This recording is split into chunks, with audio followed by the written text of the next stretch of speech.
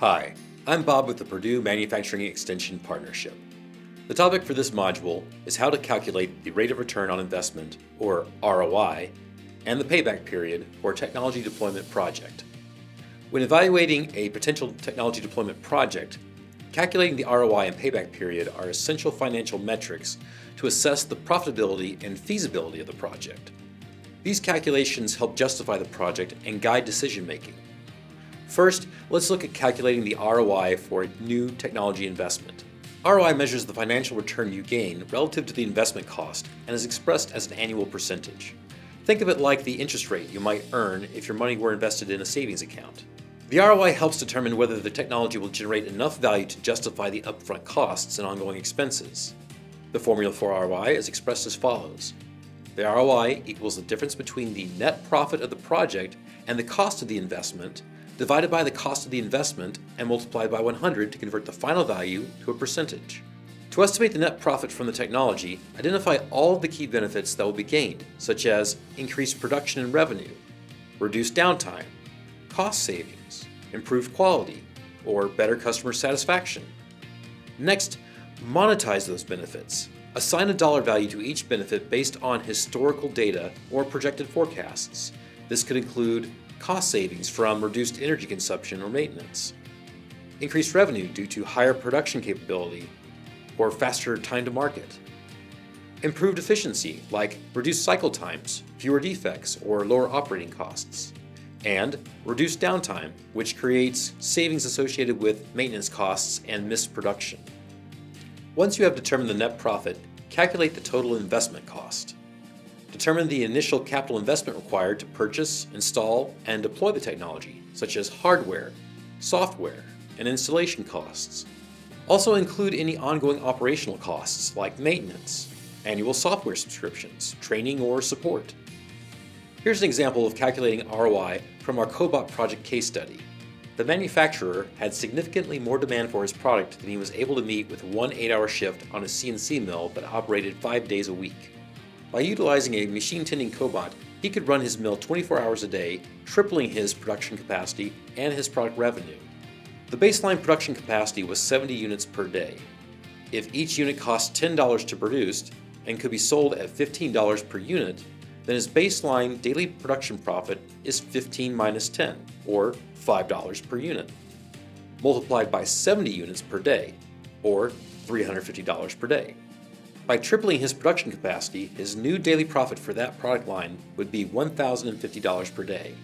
So the project would increase his daily net profit by $700 per day, which is $1,050 minus the baseline of $350 per day.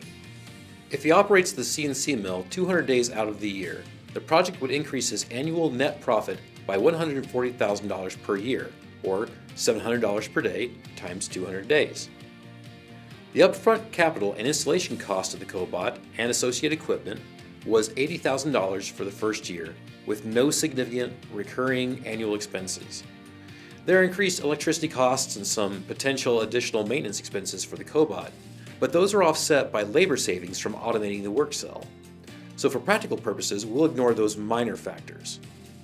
With the information provided, we can now calculate the estimated ROI. For the first year of operation, the ROI is $140,000 subtracted by $80,000, which is $60,000.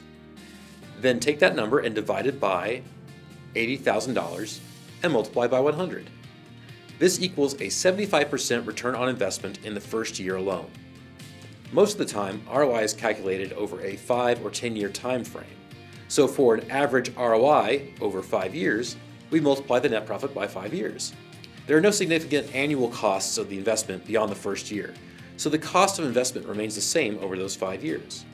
Using the same formula, we get an incredible 775% estimated 5-year ROI. This means that for every dollar invested in this project, the company expects to gain $7.75 in return over the first 5 years. Obviously, this was a really good investment for the company. Now let's look at calculating the payback period. The payback period is the time it takes for the company to recover its initial investment for the net cash inflows generated by the technology. In simpler terms, it's the time it takes for the project to break even. Here's the formula for the payback period if you expect the same amount of net cash inflow from the project each year. The project period is the initial investment divided by the annual net cash inflow.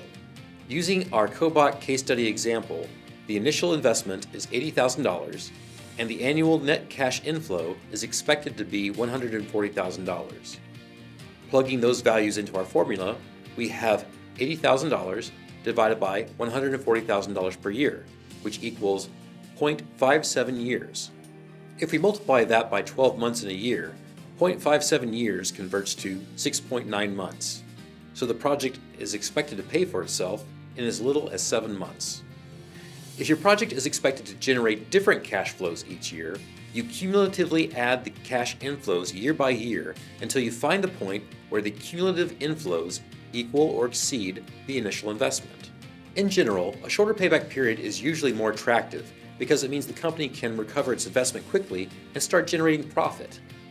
A longer payback period might be acceptable if the expected long-term benefits are substantial or if the project provides strategic advantages.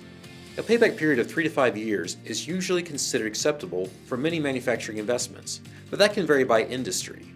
Both ROI and payback period are essential tools for evaluating the business case for a technology deployment project, providing a clear view of the financial implications and how quickly the investment can begin to generate returns.